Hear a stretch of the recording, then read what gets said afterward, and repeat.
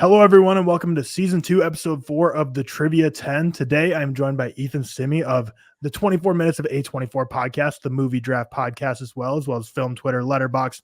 All the good links are going to be in the description down below. Ethan, how are you feeling today? I'm feeling good. I'm feeling ready. Can I be honest really fast with the listeners? We were supposed to record an hour earlier, and then you pulled the Michael Scott on me, and you were like, we're switching up the times. So I feel like you're trying to get in my head and maybe set me up a little bit. So I'm nervous. I got to be honest. I'm nervous. Yeah, I got to keep people on their toes for Season 2. Yeah, in my mind is totally locked in. They're filming at noon. So what's weird is like Arizona doesn't do daylight savings. And obviously we just had daylight savings a week ago or 2 weeks ago. I don't know when it was. So Arizona was on Mountain Standard Time. Now we're on Pacific. So like it always screws me up because like I wasn't in your time zone a week ago. I'm in your time zone now. So like times is always Arizona's weird like that. But yeah, tough. Great to have you on. We had, of course, your co-host of the Movie Draft Podcast on last season, and Sophie. She's going to be on some point this season as well. But there's definitely going to be some rivalry between you two, I imagine. We also got to try to get Benny up in here as well. So to have the whole gang up in here and have the rivalry to see who's better at movie trivia.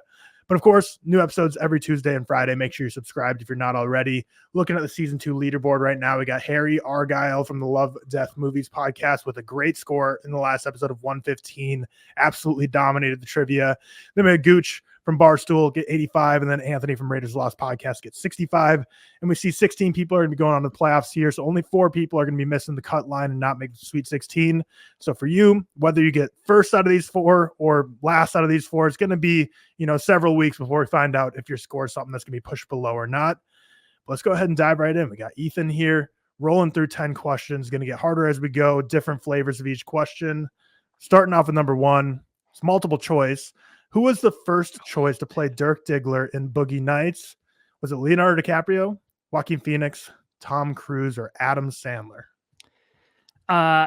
Luckily, I think I know this, and the only way I know this is because of the recent Leo PTA discourse. So I'm going to go with A, Leonardo DiCaprio. You are correct. Leonardo DiCaprio was the first choice. You already got, 1 right off the board. You already got 5 points on the scoreboard.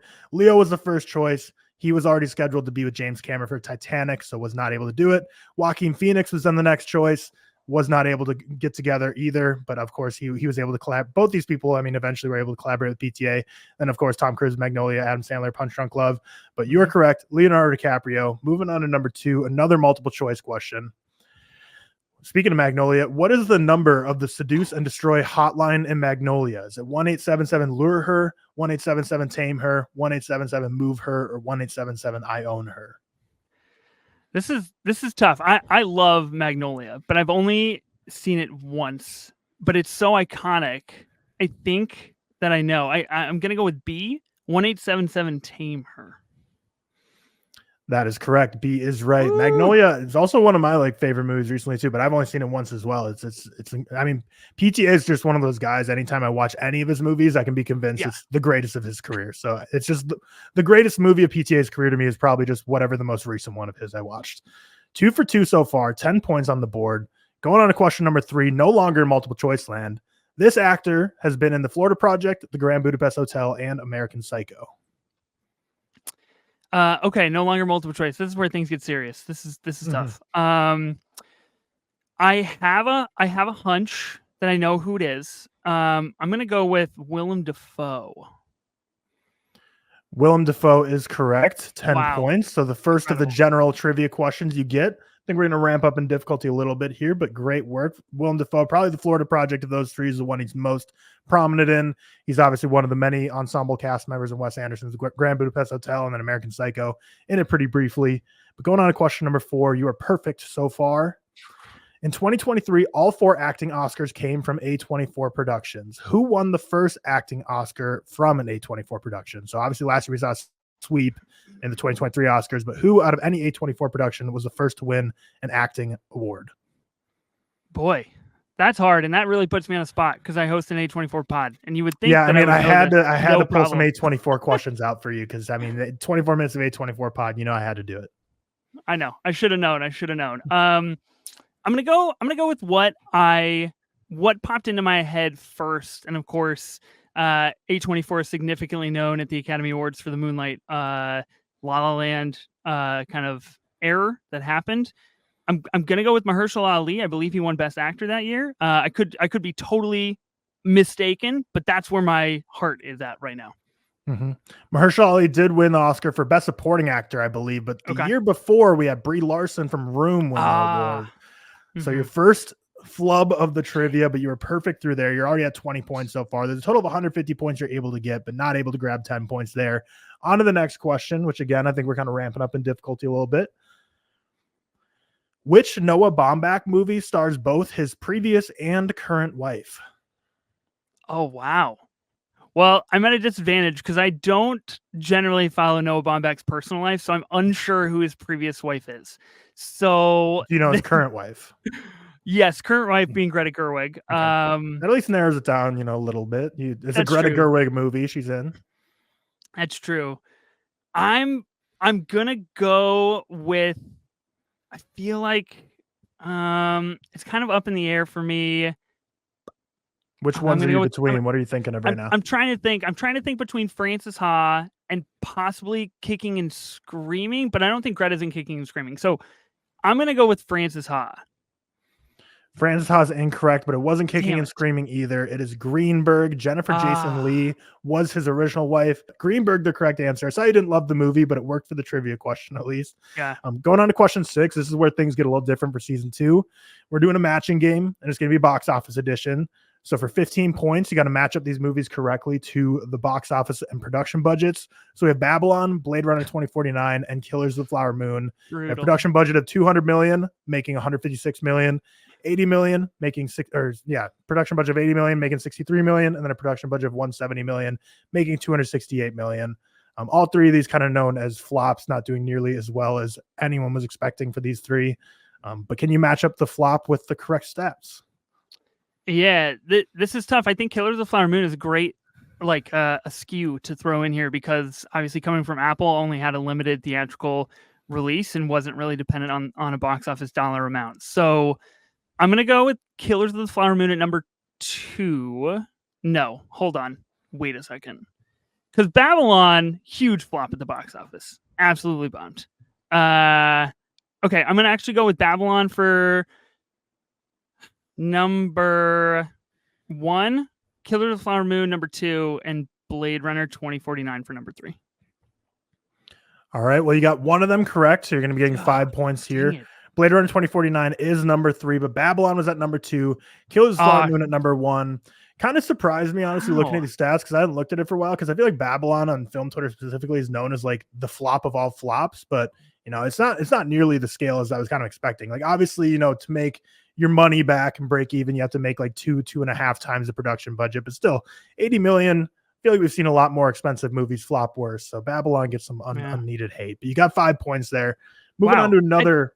I did not know the Killers of the Flower Moon cost $200 million to make. I got to be honest. That's what threw me for a loop right there. The $200 million budget. That's insane. Yeah, $200 million budget, definitely insane. I mean, Apple, I guess they're trying to get these auteurs in their, well, I guess not auteurs because he's not the writer of the film. He helped write the film, but Martin Scorsese, they wanted him in the library, so that they shelled out the big bucks for it. And we'll see. It's a long-term play. They want to get their library to have some acclaimed movies, except Killers of the Flower Moon obviously won 0 awards, so you can't even say any of their Oscar winners.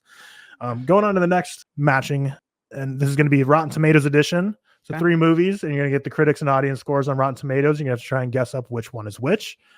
The 3 movies are Reservoir Dogs, Casino, and Raiders of the Lost Ark. And you see a 90 critics, 94 audience, 93 critics, 96 audience, and then 78 critics, 93 audience. So 2 of them pretty close. One of them a little dropped on the critics side compared to the other 2. Okay. What are you thinking here? Well, my initial thought process is that Casino would be number 3 because Casino is not that starkly different from what Scorsese had done prior to this at this time. So I feel like that could influence the critic score a little bit with them kind of expecting and getting what they're expecting from Scorsese. I'm actually going to go with Reservoir Dogs number 1, Casino number 3, and Raiders number 2. All right. Perfectly done. 15 Wow, points. let's You got them go. all matched up. You read the Scorsese critics perfectly there, giving him a little lower score. I mean, 78 is still very high, but of course not, what we're used to seeing from a Scorsese film. And then Raiders and Reservoir Dogs kind of being the two that are neck and neck, but Raiders being a little more crowd pleasing than Reservoir Dogs, which makes total sense. Mm-hmm. So you're at 40 points now with 80 points still up for grabs going into the final 3 questions of the quiz. So this next question, question number 8, there's going to be 2 correct answers. So if you get one right, 10 points, get them both right, 20 points. The question is, Everything Everywhere All at Once, so another A24 question, is the highest grossing A24 film of all time worldwide at 144 million. What is the second and third highest grossing A24 film worldwide? Dang. So worldwide box office, A24 production. I've looked at this so many times before. I've looked at this list constantly for the podcast to make sure that we're getting our stats correct. And really, this will show you where my head is at. I know Uncut Gems is not on this list because it absolutely did not do well at the box office. RIP. Tough break, but we'll see it in IMAX soon. Mm-hmm. So that's great. Second and third highest grossing A24 films of all time. Boy, oh boy. What are the ones dancing around in your head? I'm really stumped because on the podcast, as of late, we've been covering only new A24 movies, and we're just getting off covering the Oscars for 12 weeks. So my A24 depth of library here is not as prevalent as it once was if we ran this trivia prior to Oscar season. So I genuinely am showing my hand here. I've got nothing that's coming to the front of my head. I'm just absolutely blanking out. Man, I gotta pass. I gotta pass before I make a fool of myself and say, like, Green Room or something. I mean, I feel like you should at least throw out just two movies, 2 A24 movies. Okay. Let's throw out The Green Knight because I recently saw Monkey Man at South by Southwest, and Dev Patel is top of mind. And then let's throw out. Well, Civil War is not out yet, even though it's slated to be their biggest box office opening weekend as of now. Let's throw out Last Black Man in San Francisco. It's not on the list, but it's a great movie. Give it some more credit. Well, unfortunately, both those are incorrect. The 2 right answers are both horror films, Intoxicate and Hereditary. And it looks quite differently domestically as opposed to worldwide, because Talk to Me obviously being an Australian production, but Hereditary made quite a bit of money, and you just said Uncut Gems will be re-released in IMAX next month, I believe, and then Hereditary will be another one of those that's going to be doing there as well. Wow. So no points for that one, but Hereditary and Talk to Me, the horror movies from A24, do quite well at the box office. Now I've lost my credential to host that podcast, and we're done. We're wrapped.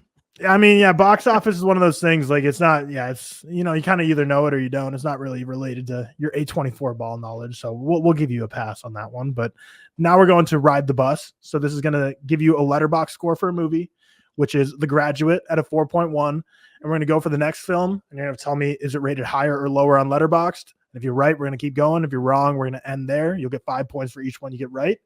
But for the first one, to see if you're going to make it any further, is Bo Burnham's Inside. Is it above or below a 4.1 on Letterboxd? Well, as you know, and listeners probably know, I have a great reverence for Bo Burnham's Inside. I think it's a masterpiece. I do. I'm gonna go 4.1 is pretty high on Letterboxd, so I'm actually gonna go lower. It's a stumper. It's a tricky one. 4.2 is the correct answer. Yeah. Wow. Bo Burnham's Inside surprisingly gets very respected on Letterboxd, which it should, because I do agree it is a masterpiece. And the next would have been Top Gun Maverick, which would be below it. Then Banshees of Inisherin, which is above it. And then finally After Sun, which was just also above it. Oh, I would have nailed it. I would have had 20 points in the bag. Yeah, the first one is a tricky one. Bo Burnham's Inside is actually above The Graduate. But we're going to go on to the final question here. Guess the cast. You're going to get 4 opportunities to earn points in this. So 1 by 1 cast members are going to be revealed from a mystery movie in my head. And you get 1 guess per cast member. If you get it wrong, we'll just move on to the next one. And the first cast member we're going to be revealing is Linda Cardellini. So 40 points if you can clip it right here and just guess the random film from her filmography I'm thinking of. If not, we'll move on for the opportunity to get 30 points from the next cast member. Okay. Linda Cardellini, she's in a lot. She's actually in a fair amount of really good things. I believe she's in Kicking and Screaming as well. Noah Baumbach's Kicking and Screaming. If I remember correctly. So I'll say that. I'll say Kicking and Screaming. Kicking and Screaming is incorrect, but Okay. of course it's tough to get it right off the bat. We're gonna go for it. Well, also just shout out me. No one in season 2 has gotten it perfect yet. In season 1, we had way too many people guess the cast right on the first one. I'm still undefeated. No one's gotten on the first one yet in season 2. Next cast member is gonna be Michelle Williams for 30 points. Oh, interesting. I wonder. I can't think off the top of my head what they are in together, but I will give a guess. A movie that I recently talked about on the podcast with Michelle Williams, Blue Valentine. I don't think Linda Cardellini's in that, but I'll guess it. Blue Valentine, not correct. The next cast member we're going to be revealing, Anne Hathaway. Oh, geez, Louise. This is trifecta. Absolute trifecta. Man, what are they in all together? This is tough. I didn't lie at the top of the show. I said I'm pretty bad at trivia and I was nervous. So this is take your time, think about it. There's no rush here. See if anything comes into that mind palace. Yeah, let's see. This is tough because I always want to go to like the most recent thing that I've seen with these people, and for Anne Hathaway, the most recent thing that I saw was Les Mis, which possesses neither of the other two actresses. So, it's definitely not that. I will go. Man, I can't. I'll go with The Intern. I know it's not The Intern, but I like Anne Hathaway in The Intern. Incorrect, but we'll see if this 10-pointer will give it away for you. Heath Ledger. Oh man, you did me dirty. Brutal. It's Brokeback Mountain. Man, Brokeback Mountain is correct. Should have known. 10 points.